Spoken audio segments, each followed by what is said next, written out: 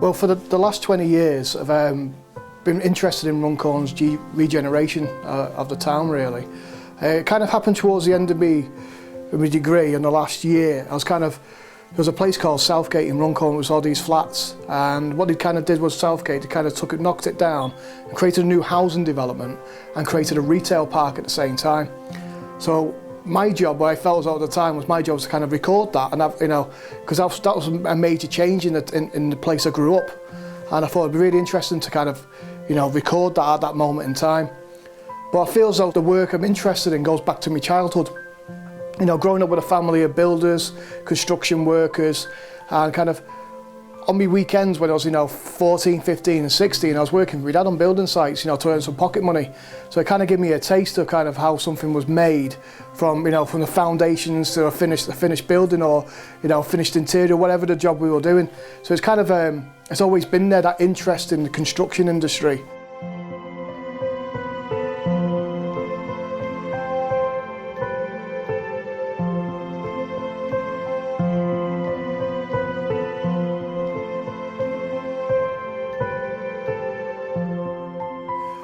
Well, when I moved back home to Runcorn, my first initial kind of interest was having a look and see how it was changing the waterfront. So my first initial ideas was go down sketching, take some photographs. That was on a weekly basis, and I kind of recorded how the towers were suddenly starting to appear out of the water. Over time, the project kind of developed and become more of an obsession, really, because I was getting more interested in, especially when the building process started to speed up a bit. We went on site and they gave me like this tour and took me up into the cranes, and they wanted me to go into the crane, give me a 360, but I was too scared to go there because I don't like heights. But going up in a lift was really, really great, because it was a windy day like today, and it was moving. You could feel it swaying slightly. But it was such a good experience being on site, and I had Alan Billinge and I had Paul, invaluable advice about the work. But they'd come down to the studio, talk to me about the artwork I was producing, talk about give me the technical knowledge, what they were doing on that job that day, how many tons of concrete there were, how many tons of steel there were. Because that's what when they'd come round and look at the work, they would email me photographs every other week. Because I couldn't get on, I could only go on site once, and they took me on for 4 hours and left me on my own, so I could walk all the way around. Let me walk down the scaffold on my own, because 160 foot, because I was terrified, and let me walk down on my own slowly at my own pace. That's just to get onto the deck bit, and then go down another 160 foot just onto the road underneath. And that was pretty scary, that. And then, so they'd send me photographs of what they were doing on a weekly basis. So I had hundreds and hundreds of photographs. And I could ask them questions about what that particular was. Like some of the drawings in there is like the cofferdams right inside it, which is the foundations for the bridge that go right into the seabed. So I got all that knowledge from them.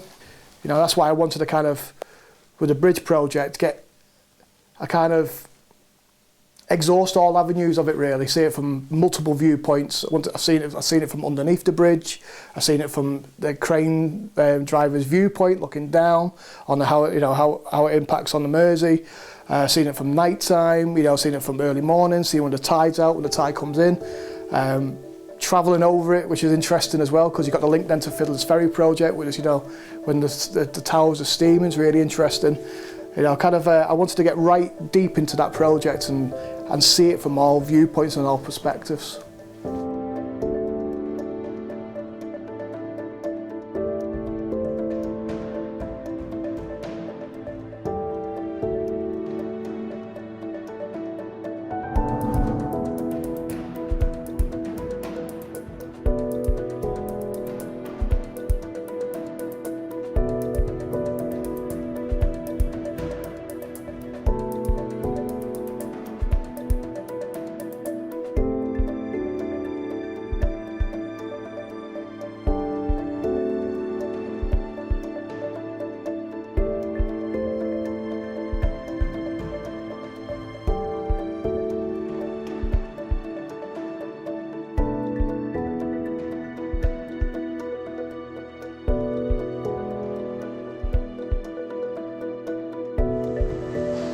This view is my everyday view, the walk from the cabins down to, to the job site.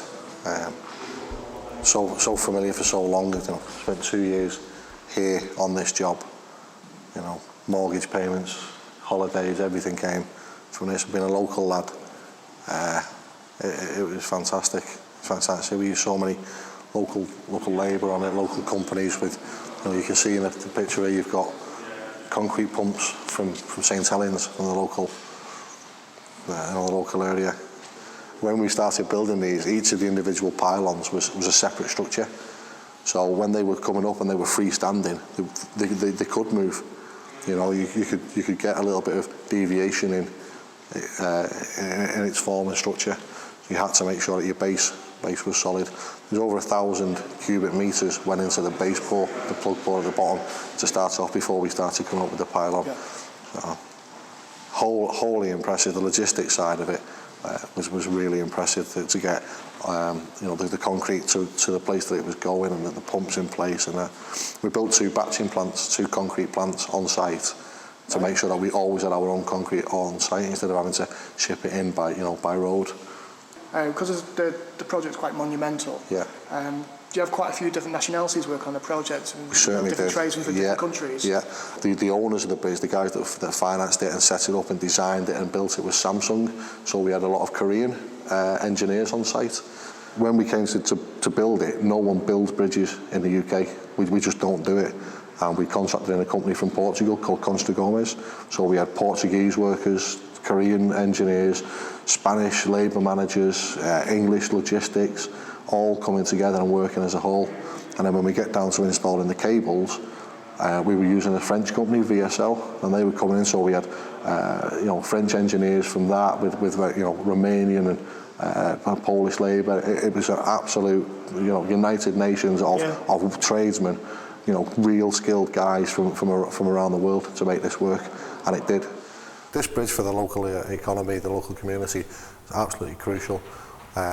When we took on the contract, when Kia took on the contract with Samsung FCC, one of the key driving things behind it was to make the community better, to invest in the community. So we had a lot of guys coming into construction that had been long-term unemployed. So they were coming into the construction industry with no experience, no training, no skills really. And they got put through, there were guys in the mid to late 30s, early 40s that were getting put into like an apprenticeship. So they were going through like a construction skills academy, and they were coming away from, being on job seekers allowance for 5 to 10 years to suddenly earning £600 or £700 a week. It was a social thing as well as a construction and hard work. People form real deep relationships. It is phenomenal. It's phenomenal. And the money back into to the local area, £2 a journey is nothing. It's nothing. That's what we're talking about. But the money that was invested for the people it's impressive. Highly impressive.